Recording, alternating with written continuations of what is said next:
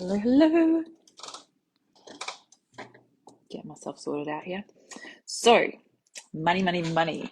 One of the biggest, I don't like saying hard because whenever we say that something's hard, we automatically think everything's going to be like walking through mud, damn hard. And it's not, because we're already doing the thing. We're single mums, we're coping, we're managing, we're surviving, right? So, hard is when, yeah, it can be damn right hard, damn right exhausting, damn right all of those things. But I really try and avoid the word hard if I can help it. So just because of the way that it's conditioned in our bodies and what we think is attached through all of our life experiences, we think that everything's hard. We think we have to work hard for our money. We think we have to work hard in relationships. We think we have to work hard to prove our worth. We think we have to work hard to be accepted. We think we have to work hard to get anywhere in life, right? Huge limiting belief that I've done tons and tons of work on, and I do tons and tons of work with lots of my clients on this one as well, especially my business clients that have that work ethic of I have to work really hard to be able to earn lots of money and be a millionaire. Well, you actually don't. And those stories where you see people working 20 hours a week and making $1 million, that's actually can happen. And don't get me wrong, they worked fucking hard in the beginning, but they ain't working hard now because they set up their basics. Anyhow, I digress. I was just talking to a business client. So, money is so funny in a rich man's world. So, they have so much money now because they don't have to do all of the things that you do. So, what do they do with their money? They spend it erratically, crazy. I have a reel from yesterday and today. They're both going viral. They're at like nearly 40,000 people reach. So if you want to go and hang out with me on Instagram at Cassandra Robinson, KYSSANDA, Robinson, one word, go check out my reels. Go be one of the 40,000 people that have liked it. Welcome to my crazy social media life. As a single mom, juggling the finance, juggling the money is really debilitating. It can really get you down, really wear you down, and really make you feel down, like really down. And I totally appreciate that. One of the biggest things, and what's really funny about all of this is that we were the breadwinners. We were the ones that earned all the bloody money. We were the ones that went out and worked more often than not. I know that I was. And it was always the thing. It was always you're just chasing money, you're just money hungry, you're just this, you're just that. And I was like, well, if it wasn't for me, we wouldn't have what we've got. We wouldn't have this, 20-acre property, and we wouldn't have 2 4-wheel drives, and we wouldn't live the life that we're living if it wasn't for me.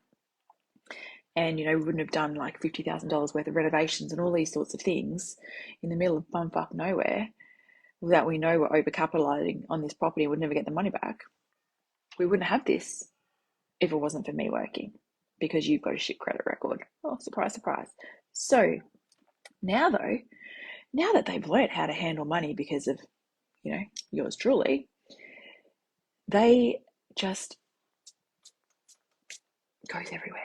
Like, what the heck? What are you doing with your life? Like, they could have, oh, I can't afford it, I can't this, I can't do that, and I don't have the money like you have the money, and you earn more money than me, and rah rah rah rah rah, and they toddle on with that story all the way to child support in Australia, which is alimony in America, and bitch and moan and cry and have a little hissy fit to child support, and what ends up happening? You end up getting paid $13 a month in child support for 3 children.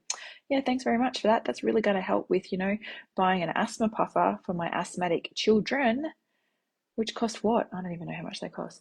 So, I just go shoot on the app and buy it now, because now I don't stress about money like I used to. But, right in the beginning, how are we going to afford everything? What are we going to do? Rah, rah, rah, rah, rah. And they have all of this money all of a sudden. They actually don't have all this money because they're just spending everything that they've got to fulfill that story that they're running, that you have more money, because they know damn well that you're going to be able to survive financially because you were the person, even if you were financially controlled, and I was financially controlled and in an abusive space in that. you still know what you're doing. That's why you had money. And they spent it like water. If you didn't hide it or put it somewhere, which you would have been accused of doing anyway, they just, seriously, it's worse than Kim Kardashian. So the best way to calm our nervous system in this space after we've come out, and even school holidays, because this is where the corker is, right? When it's your first school holiday straight after the breakup or straight after the split, the separation, whatever that looks like, you know, the kids go over there and they get showered in gifts, toys, occasions, social events, whatever, you know. Melbourne show, eat your heart out. They probably go there for 3 days in a row. Like, this is what they do. This is what they do to buy the love and to not have money and to absolutely piss you off to no end, because they know it will, because they know that they're not being, you know, savvy with money, mature about money, and they don't care. They don't care if they have nothing, as long as you have nothing too. As long as they are getting to you still psychologically in that toxic cycle, inadvertently, through the children, you know, going against your values, your morals, your standards, your routines, your way that you conduct yourself in your mature way, because that's what you are. You are a kick-ass chick who knows how to live life in a mature way and financially sustain that. They needed you to do that. They needed you to be their bookkeeper so that they had those things. Now they don't have you. What's going on? They've got a massive money leak. The other thing that can absolutely get your goat as well in this space is that now they don't have the children. They can go and work overtime. They can go and do extra jobs. They can actually work their 9 to 5, or if they have a business, they're just shoving money in the back cupboard anyway, writing everything off, because they can.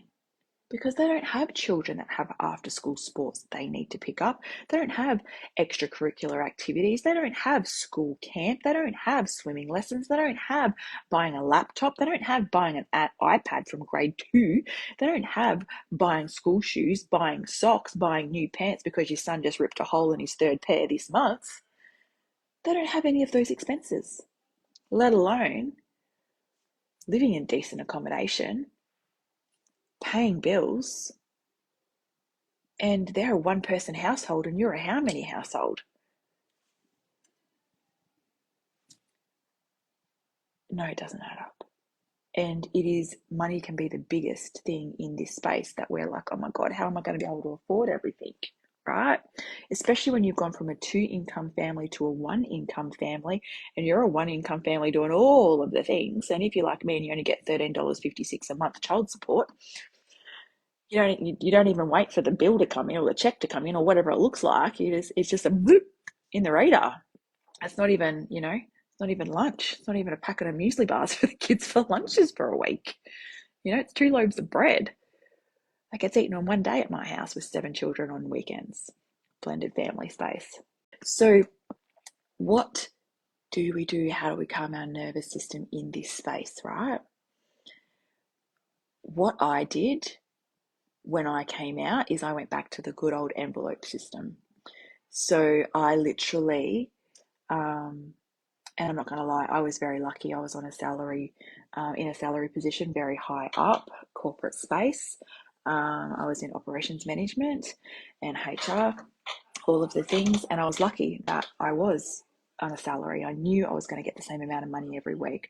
I knew that I could work home. Thank God, work from home if my children were sick, because my second son, if he was sick for weeks on end, and I'm not lying. It would be hospital trips. It would be hospital overnight stays. What was I doing with my other 2 children? They were coming with us. I didn't have the help and support. I had to make it work. So I was lucky in that respect that I had that same income coming in every week. And what I would do is I would withdraw out a certain amount of money and I would put it into an envelope system. So, the good old school days, thank God for grandma and granddad, my grandma being my biggest role model. Go back, by this stage, she'd actually already passed. So, but this is what I did. So I would have rent, bills, rent, electricity, water, gas, extracurricular activities. I would have social and fuel, groceries. I'm pretty sure that was all of them. And I would budget down to letter. And I don't do it as much now, but if I need to, I know that I can live on $80 a week in groceries for me and 3 children. Yep. That's how savvy I got when it came to money.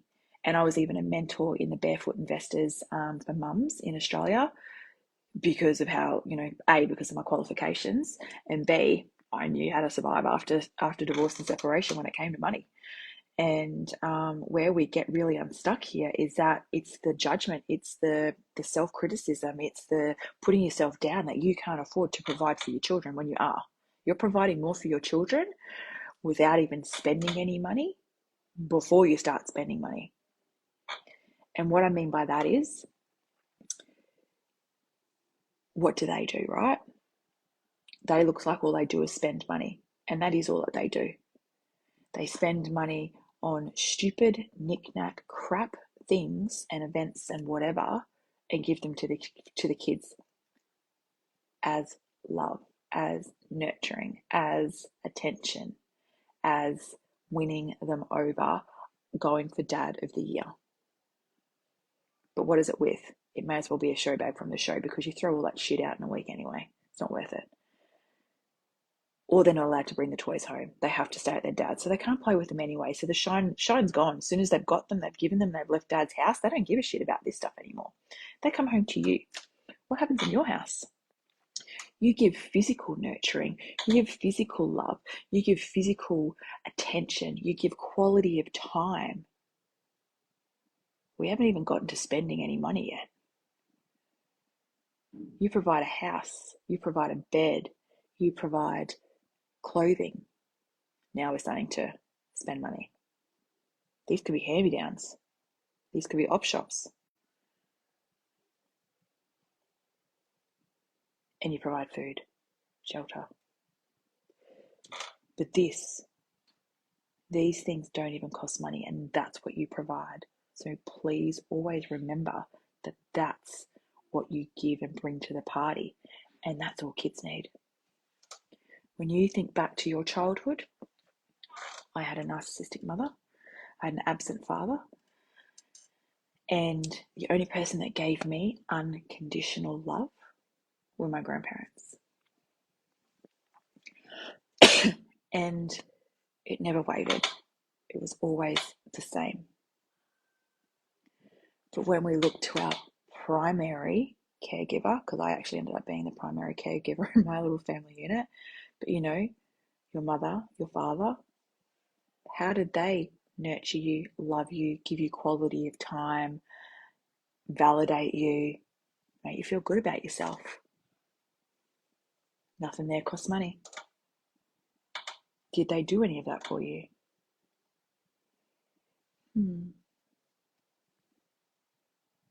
So that is what we now crave as an adult. We just want to be loved. We just want to be needed. We just want to be accepted. And must I say in this moment, because I can hear you all saying it, yeah, but I don't want my kids to. I want a romantic partner. I just want someone to love me back. It's like, but your children fucking love you to the moon and back. Or right in front of you is everything that you desire and need as well. Now, don't get me wrong, we do want a romantic partner, and we do want social connection and stuff like that, and it is very important. But let's just be real here in this moment of when we're just, going through those first stages of separation and breakup, and we're just having our first school holidays or our first access weekend, or maybe we haven't even gotten to that space yet, and, they're still dragging their feet because they're not even doing calls, they're not even coming and doing access, they're not even showing up for supervised visits, whatever that looks like. And I mean, when I went through that, there was no contact with the kids for, it was between 6 to 12 months. And then it was supervised visits for another 6 months. So, getting to this next stage, I mean, they showered them. He showered my kids in that 6 months of supervised access because he needed to prove it to the supervisor that he was king of the con. I was a crazy one. I was the nut job. I was the one that should have been at the loony bin. However, what did I provide for those children every time that they came home? Hugs, kisses, quality time, nurturing, support, emotional regulation. None of that costs money.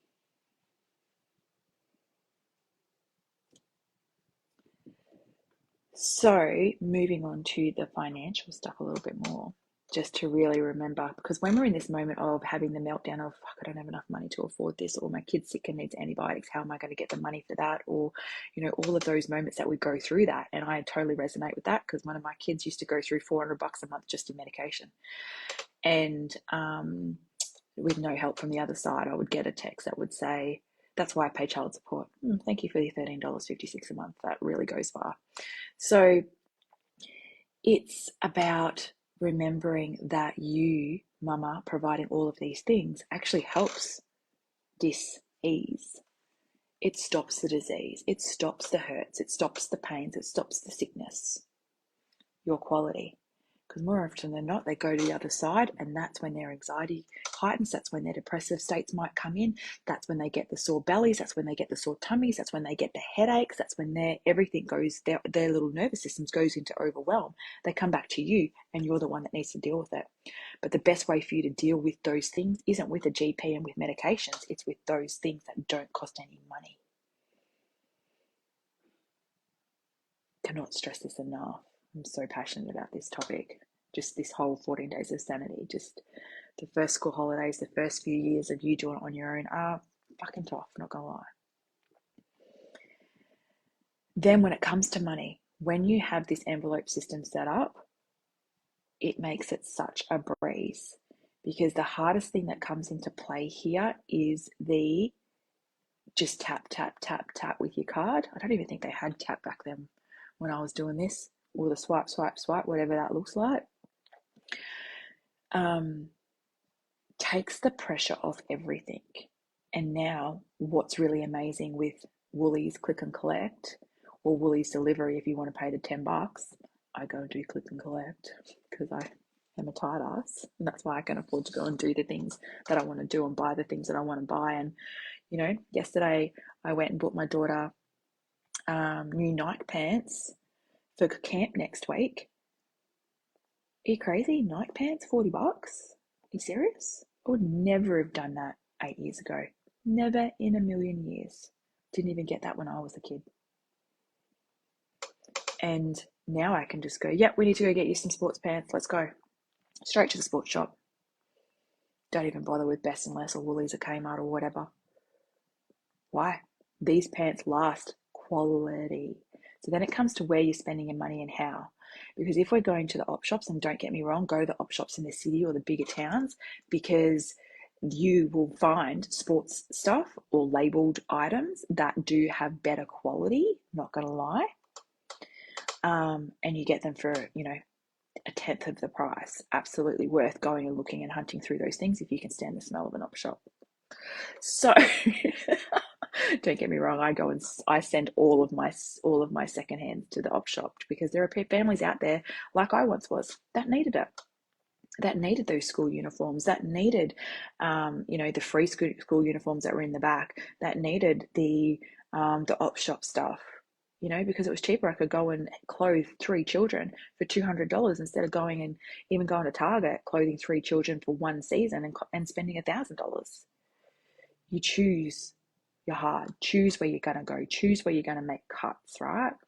Then the queen of the kitchen, I made everything from scratch, and pasta dishes were my go-to dishes, and slow cookers. Cheap, goes a long way. Put rice, put noodles, put something with that food, and your kids' bellies will always be full. And when you do that at dinner time, they love it. They're full. They're satisfied. You can then spend extra money on other things like going to a kids zone or something on the weekend and things like that. because you've made those chops. Or in your grocery budget, if you haven't used the whole budget, you can either use the whole budget and stock your cupboard, or you can save the budget money and buy some nicer stuff later, or get the cake from the supermarket or whatever. I used to make everything from scratch. Everything was made. Cakes, everything. Whatever cake they wanted to choose for their birthday, I made it from scratch. I would be up till midnight making these cakes. Because not only would we have a cake for breakfast, we'd have a cake for the birthday party as well. So the other lifesaver that I really found was amazing, and I still do it to this day, is that I pay all of my bills every week without fail. So when payday came around, I would pay out rent, I would pay out electricity, I would pay out water, gas, phone. I think they're the main ones. They would all come out automatically an amount, right? So that then when it would come to the end of the month or the end of the quarter, I wouldn't have a bill where I'd be like, holy shit, I'd actually be in credit, because I would just pay a couple of dollars more, so that it was always building. And what I actually built myself up to be, even now, I'm 3 months in credit in all of my utilities, because COVID taught us that too, if anything, that when we don't have that income like we used to, where do we pull it from? We're literally screwed. So the best way that I found to be able to bolster myself and bolster my accounts and feel financially safe, especially when you're dishing out thousands upon thousands of legal fees for separation and settlement and all of those things, don't even get me started on that, it helps enormously. And just for you to know that you've got your own back and that you're safe, then watching them spend money like water doesn't affect you as much anymore, because you know you've got it covered. You know that you're giving your children all of the basic needs and necessities that they need to be healthy humans. Because look at us now as adults. Now, do we need all of that material stuff? Do we actually really care? Not really. What is our innermost focus now is just to be happy. And happiness doesn't come from buying the latest MacBook. As I'm looking at my iPad that needs to be replaced. It's about happiness, feeling fulfilled, contentment. And I mean, don't get me wrong, money helps those. Money's a energy that can assist in that space, but you can be perfectly happy on an envelope system budget as you are anything else. And I actually think sometimes that you're happier in that, and you might all go, oh my God, I'd be so happy if I had $1 million. It's like, would you? If you had $1 million right now in the circumstance that you're in right now, how would that make you feel any different? How would that change what's going on internally? And I can hear you all reeling off going, well, I could have this, I could have my own house, I could be paid off, I wouldn't have this bill to pay, I could go on a holiday, I could take my kids to Disneyland, I could do this, this, and this. Yes, you absolutely could. But when you got home and come back to reality, going back to work, going back to school, doing all of those things, how would you be feeling on the inside?